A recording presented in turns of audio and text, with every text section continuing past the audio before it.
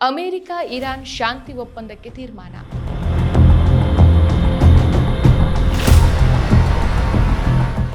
ಅಂತಿಮ ಸಹಿ ಆಗೋ ತನಕ ಯುದ್ಧದ ಕಾವು ಹಾಗೇ ಇರುತ್ತೆ.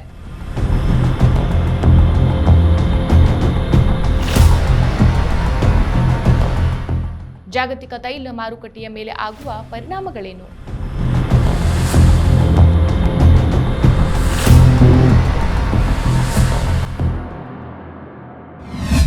ನಮಸ್ಕಾರ, ಈ ದಿನಕ್ಕೆ ಸ್ವಾಗತ. ನಾನು ಶ್ರೀಯಂ ಪವಿತ್ರ. ಅಮೆರಿಕ ಮತ್ತು ಇರಾನ್ ನಡುವೆ ಶುಕ್ರವಾರ ಶಾಂತಿ ಒಪ್ಪಂದಕ್ಕೆ ಸಹಿ ಬೀಳಲಿದೆ ಎಂಬ ವರದಿಗಳು ಜಾಗತಿಕ ರಾಜಕೀಯದಲ್ಲಿ ಮಹತ್ವದ ಬೆಳವಣಿಗೆಯಾಗಿ ಪರಿಣಮಿಸಿದೆ. ಸುಮಾರು 3 ತಿಂಗಳಿಂದ ಅಂದ್ರೆ 107 ದಿನಗಳವರೆಗೂ ನಡೆದಂತ ಯುದ್ಧ ಜಾಗತಿಕ ತೈಲ ಮಾರುಕಟ್ಟೆಯಲ್ಲಿನ ಆತಂಕ, ಹಾರ್ಮುಜ್ ಜಲಸಂಧಿಯ ಬಿಕ್ಕಟ್ಟು ಹಾಗೂ ಮಧ್ಯಪ್ರಾಚ್ಯದಲ್ಲಿ ಉಂಟಾದ ಅಸ್ಥಿರತೆಯಿಂದ ಉಭಯ ದೇಶಗಳು ಶಾಂತಿ ಒಪ್ಪಂದದ ತೀರ್ಮಾನಕ್ಕೆ ಬಂದಿದೆ. ಈ ಒಪ್ಪಂದದ ಕುರಿತು ಸ್ವಿಟ್ಜರ್ಲೆಂಡ್ನಲ್ಲಿ ಶುಕ್ರವಾರ ಅಧಿಕೃತ ಸಹಿ ಕಾರ್ಯಕ್ರಮ ನಡೆಯುತ್ತೆ. ಅಮೆರಿಕ ಅಧ್ಯಕ್ಷ ಡೊನಾಲ್ಡ್ ಟ್ರಂಪ್ ತನ್ನ ಒಡೆತನದ ಸಾಮಾಜಿಕ ಮಾಧ್ಯಮ ಟ್ರುತ್ ಸೋಷಿಯಲ್ನಲ್ಲಿ ಇಸ್ಲಾಮಿಕ್ ರಿಪಬ್ಲಿಕ್ ಆಗಿರುವ ಇರಾನ್ ಜೊತೆಗಿನ ಒಪ್ಪಂದ ಅಂತಿಮಗೊಂಡಿದೆ, ಎಲ್ಲರಿಗೂ ಅಭಿನಂದನೆಗಳು ಅಂತ ಬರೆದುಕೊಂಡಿದ್ದಾರೆ. ಈ ಮೂಲಕ ಜಾಗತಿಕವಾಗಿ ತಲೆದೂರಿದಂತ ಇಂಧನ ಬಿಕ್ಕಟ್ಟು ಕೊನೆಯಾಗುವ ನಿರೀಕ್ಷೆ ಹೆಚ್ಚಿದೆ. ಹಾರ್ಮುಜ್ ಜಲಸಂಧಿ ಶುಲ್ಕರಹಿತ ಸಂಚಾರಕ್ಕೆ ಮುಕ್ತಗೊಳ್ಳುವುದು ಮತ್ತು ಇರಾನ್ ಬಂದರುಗಳ ಮೇಲೆ ಅಮೆರಿಕ ನೌಕಾಪಡೆಯ ದಿಗ್ಬಂಧನವನ್ನು ತೆರವುಗೊಳಿಸೋದಕ್ಕೆ ನಾನು ಸಂಪೂರ್ಣ ಒಪ್ಪಿಗೆಯನ್ನು ನೀಡ್ತಾ ಇದ್ದೇನೆ. ಜಗತ್ತಿನ ಹಡಗುಗಳ ಎಂಜಿನ್ ಕಾರ್ಯನಿರ್ವಹಿಸಲಿ ಮತ್ತು ತೈಲ ಸಾಗಾಣಿಕೆ ಆರಂಭವಾಗಲಿ.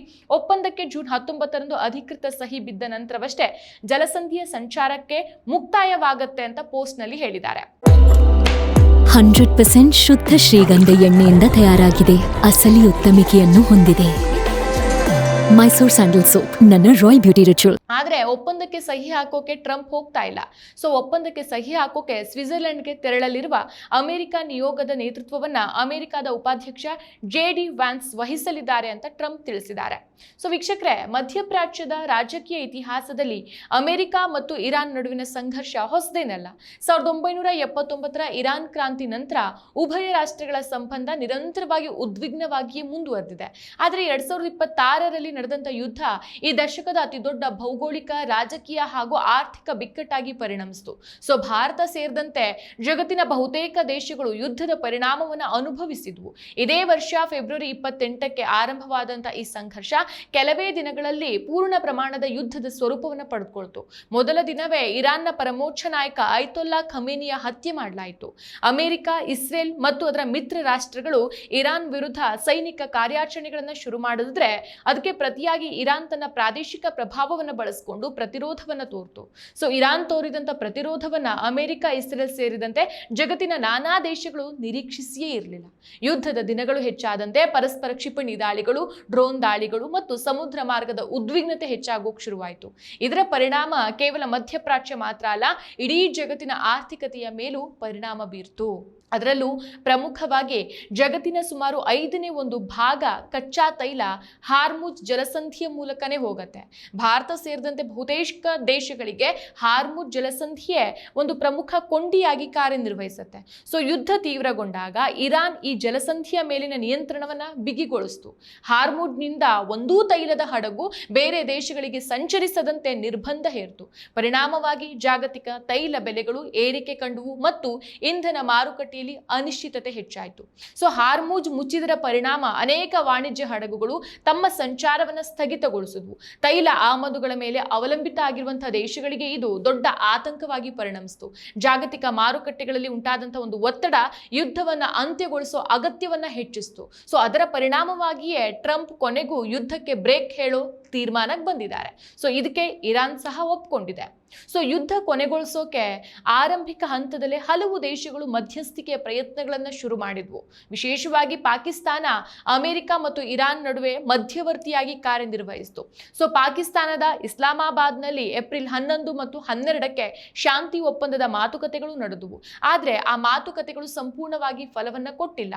ಅಂದು ಕೇವಲ ಒಂದು ತಾತ್ಕಾಲಿಕವಾಗಿ ಕದನ ವಿರಾಮಕ್ಕೆ ಇರಾನ್ ಮತ್ತು ಅಮೆರಿಕ ಬಂದಿದ್ವು. ತಾತ್ಕಾಲಿಕ ಕದನ ವಿರಾಮ ಘೋಷಣೆಯಾದ ಬಳಿಕ ಉಭಯ ದೇಶಗಳ ನಡುವೆ ಪರೋಕ್ಷ ಮಾತುಕತೆಗಳು ಶುರುವಾಯಿತು. ನಂತರ ಅವು ಕ್ರಮೇಣ ಅಧಿಕೃತ ಶಾಂತಿ ಚರ್ಚೆಗಳಾಗಿ ಮಾರ್ಪಟ್ಟವು. ಸೊ ಹಲವು ಸುತ್ತಿನ ಮಾತುಕತೆಗಳ ನಂತರ ಒಪ್ಪಂದದ ಕರಡು ಸಿದ್ಧ ಆಯಿತು.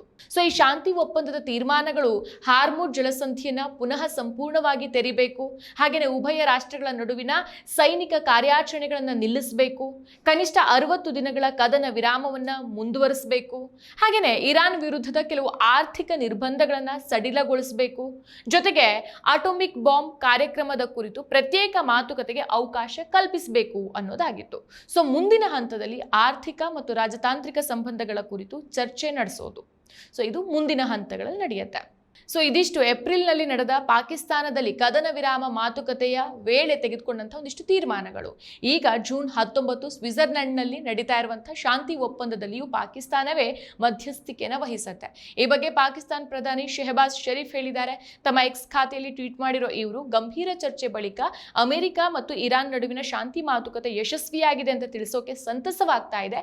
ಎಲ್ಲಾ ರೀತಿಯ ಸೇನಾ ಕಾರ್ಯಾಚರಣೆಯನ್ನ ತಕ್ಷಣದಿಂದ ಮತ್ತು ಶಾಶ್ವತವಾಗಿ ಕೊನೆಗೊಳಿಸೋದಾಗಿ ಎರಡೂ ಕಡೆಯವರು ಘೋಷಿಸಿದ್ದಾರೆ. ಇದರಲ್ಲಿ ಲೆಬನಾನ್ ಕೂಡ ಸೇರಿದೆ ಅಂತ ಹೇಳಿದ್ದಾರೆ. ಸೊ ಈ ಒಪ್ಪಂದದ ಪ್ರಕ್ರಿಯೆಯಲ್ಲಿ ಫೀಲ್ಡ್ ಮಾರ್ಷಲ್ ಅಸಿಂ ಮುನೀರ್ ಪ್ರಮುಖ ಪಾತ್ರವನ್ನು ವಹಿಸಿದ್ರು ಅಂತ ಶ್ಲಾಘಿಸಿದ್ದಾರೆ. ಸೊ ವೀಕ್ಷಕರೇ, ಜಗತ್ತಿನ ದೊಡ್ಡಣ್ಣ ಅಂತ ಬೀಗ್ತಾ ಇದ್ದಂತ ಅಮೆರಿಕ ಯುದ್ಧದಿಂದ ಹಿಂದೆ ಸರಿದಿದೆ. ಈ ವರ್ಷ ತನ್ನ 250ನೇ ಸ್ವಾತಂತ್ರ್ಯ ವರ್ಷವನ್ನಾಗಿ ಆಚರಿಸಿಕೊಳ್ತಾ ಇದೆ. ಇದರ ಜೊತೆಗೆ ಟ್ರಂಪ್ ಸಹ 80ನೇ ವರ್ಷದ ಹುಟ್ಟುಹಬ್ಬವನ್ನ ಆಚರಿಸಿಕೊಳ್ತಿದ್ದಾರೆ. ಅಮೆರಿಕ ಯುದ್ಧದಿಂದ ಹಿಂದೆ ಸರಿಯೋಕೆ ಮತ್ತು ಅಮೆರಿಕದ ಮೇಲೆ ಅವಲಂಬಿಸಿರುವಂತಹ ಬೇರೆ ದೇಶಗಳ ಒತ್ತಡವೂ ಕಾರಣ ಇರಬಹುದು. ಆದರೆ ಅದಕ್ಕಿಂತಲೂ ಮುಖ್ಯವಾಗಿ ಯುದ್ಧವನ್ನು ಮುಂದುವರಿಸೋದು ಅಮೆರಿಕಾಗೆ ಆರ್ಥಿಕ ಮತ್ತು ರಾಜತಾಂತ್ರಿಕವಾಗಿ ದುಬಾರಿ ಆಗ್ತಾ ಇತ್ತು. ಅದರಲ್ಲಿ ಮೊದಲನೇದಾಗಿ ಮಧ್ಯಪ್ರಾಚ್ಯದಲ್ಲಿ ದೀರ್ಘಕಾಲದ ಯುದ್ಧ ಅಮೆರಿಕದ ಸಂಪನ್ಮೂಲಗಳ ಮೇಲೆ ಒತ್ತಡ ಹೆಚ್ಚುತ್ತೆ. ಎರಡನೇದಾಗಿ ತೈಲ ಬೆಲೆ ಏರಿಕೆಯಿಂದ ಜಾಗತಿಕ ಆರ್ಥಿಕತೆಯ ಮೇಲೆ ಪ್ರತಿಕೂಲ ಪರಿಣಾಮ ಬೀಳ್ತಾ ಇತ್ತು. ಮೂರನೇದಾಗಿ ಯುದ್ಧ ವಿಸ್ತರಿಸಿದ್ರೆ ಇತರ ಪ್ರಾದೇಶಿಕ ರಾಷ್ಟ್ರಗಳು ನೇರವಾಗಿ ಒಳಗೊಳ್ಳುವ ಅಪಾಯ ಇತ್ತು. ಸೊ ಈ ಎಲ್ಲಾ ಕಾರಣಗಳಿಂದಾಗಿ ರಾಜತಾಂತ್ರಿಕ ಒಪ್ಪಂದಕ್ಕೆ ಅಮೆರಿಕ ಬಂದಿರಬಹುದು ಅಂತ ಜಾಗತಿಕ ರಾಜಕೀಯ ವಿಶ್ಲೇಷಕರು ಅಭಿಪ್ರಾಯ ಪಡ್ತಾರೆ. ಮೊದಲು ಅಮೆರಿಕ ಒಪ್ಪಂದದ ಮಾತುಕತೆಗೆ ಕರೆದಾಗ ಇರಾನ್ ನಿರಾಕರಿಸ್ತಾನೆ ಬಂದಿತ್ತು. ಅಮೆರಿಕ ನಡೆಸಿದ ಏಕಪಕ್ಷೀಯ ದಾಳಿ ಹಾಗೂ ಇರಾನ್ನ ಸರ್ವೋಚ್ಚ ನಾಯಕ ಖಮೇನಿಯನ್ನ ಹತ್ಯೆ ಮಾಡಿದ್ದು ಇರಾನ್ ಸಹಿಸಿಕೊಂಡಿರಲಿಲ್ಲ. ಸೊ ತನ್ನ ಪ್ರತಿದಾಳಿಯನ್ನ ವ್ಯಾಪಕವಾಗಿ ನಡೆಸಿತ್ತು. ಅದರಲ್ಲೂ ಅಮೆರಿಕಾದಂತಹ ದೊಡ್ಡ ದೇಶದ ವಿರುದ್ಧ ಇರಾನ್ ಯುದ್ಧವನ್ನ 100 ದಿನಗಳವರೆಗೆ ಕಾಪಾಡಿಕೊಂಡಿತು. ಎಂದಿಗೂ ಸೋಲನ್ನ ಒಪ್ಕೊಂಡೇ ಇಲ್ಲ. ಆದರೆ ಈಗ ಕದನ ವಿರಾಮಕ್ಕೆ ಬರೋಕೆ ಇರಾನ್ಗೆ ಆರ್ಥಿಕ ನಿರ್ಬಂಧಗಳ ಸಡಿಲಿಕೆ ಹಾಗೂ ಅಂತಾರಾಷ್ಟ್ರೀಯ ವ್ಯಾಪಾರದ ಪುನರಾರಂಭ ಅಂತ ಹೇಳಲಾಗ್ತಾ ಇದೆ. ಜೊತೆಗೆ ವಿದೇಶಿ ಹೂಡಿಕೆಗಳಿಗೆ ಅವಕಾಶ ಮತ್ತು ಯುದ್ಧದಿಂದ ಹಾನಿಗೊಳಗಾದಂತಹ ಮೂಲ ಸೌಕರ್ಯಗಳ ಪುನರ್ ನಿರ್ಮಾಣಕ್ಕಾಗಿನೇ ಇರಾನ್ ಕೂಡ ಮಾತುಕತೆಯ ಮಾರ್ಗವನ್ನ ಆಯ್ಕೆ ಮಾಡಿಕೊಂಡಿರೋದು ಅನ್ನೋದು ಸ್ಪಷ್ಟವಾಗುತ್ತೆ. ಸೊ ಶುಕ್ರವಾರ ಒಪ್ಪಂದ ಯಶಸ್ವಿಯಾಗಿ ಜಾರಿಯಾದ್ರೆ ಜಾಗತಿಕ ತೈಲ ಮಾರುಕಟ್ಟೆಯಲ್ಲಿ ಆರ್ಥಿಕ ಸಡಿಲತೆ ಕಾಣಬಹುದು. ಹಾರ್ಮುಜ್ ಜಲಸಂಧಿ ಪುನಃ ತೆರೆಯೋದ್ರಿಂದ ತೈಲ ಪೂರೈಕೆ ಸುಲಭ ಆಗಬಹುದು ಮತ್ತು ಬೆಲೆಗಳ ಮೇಲಿನ ಒತ್ತಡ ಸ್ವಲ್ಪ ಕಡಿಮೆ ಆಗಬಹುದು. ಸೊ ಇದೇ ವೇಳೆ ಇರಾನ್ ಮೇಲಿನ ಕೆಲವು ನಿರ್ಬಂಧಗಳು ಸಡಿಲಗೊಂಡ್ರೆ ಅದರ ಆರ್ಥಿಕತೆಗೆ ಹೊಸ ಅವಕಾಶಗಳು ಸಿಗುತ್ತೆ. ಆದರೆ ಅಣು ಕಾರ್ಯಕ್ರಮ, ಪ್ರಾದೇಶಿಕ ಮಿಲಿಟೆಂಟ್ ಗುಂಪುಗಳ ಬೆಂಬಲ ಹಾಗೂ ಇಸ್ರೇಲ್ಗೆ ಸಂಬಂಧಿಸಿದಂತಹ ಪ್ರಶ್ನೆಗಳು ಇನ್ನೂ ಬಗೆಹರಿದಿಲ್ಲ. ಆದ್ರಿಂದ ಈ ಒಪ್ಪಂದ ಶಾಶ್ವತ ಶಾಂತಿಯ ಭರವಸೆಯನ್ನ ನೀಡುತ್ತೆ ಅಂತ ಈಗಲೇ ಹೇಳೋದು ಕಷ್ಟ. ಸೊ ಶುಕ್ರವಾರ ನಡೆಯಲಿರುವಂತಹ ಶಾಂತಿ ಒಪ್ಪಂದದ ಸಹಿ ಕಾರ್ಯಕ್ರಮ ಕೇವಲ 2 ರಾಷ್ಟ್ರಗಳ ನಡುವಿನ ಒಪ್ಪಂದ ಅಲ್ಲ, ಅದು ಮಧ್ಯಪ್ರಾಚ್ಯದ ಭವಿಷ್ಯ, ಜಾಗತಿಕ ಇಂಧನ ಭದ್ರತೆ ಮತ್ತು ಅಂತಾರಾಷ್ಟ್ರೀಯ ರಾಜತಾಂತ್ರಿಕತೆಯ ಮುಂದಿನ ದಿಕ್ಕನ್ನು ನಿರ್ಧರಿಸಬಹುದಾದಂತಹ ಒಂದು ಮಹತ್ವದ ಘಟ್ಟವಾಗಿದೆ.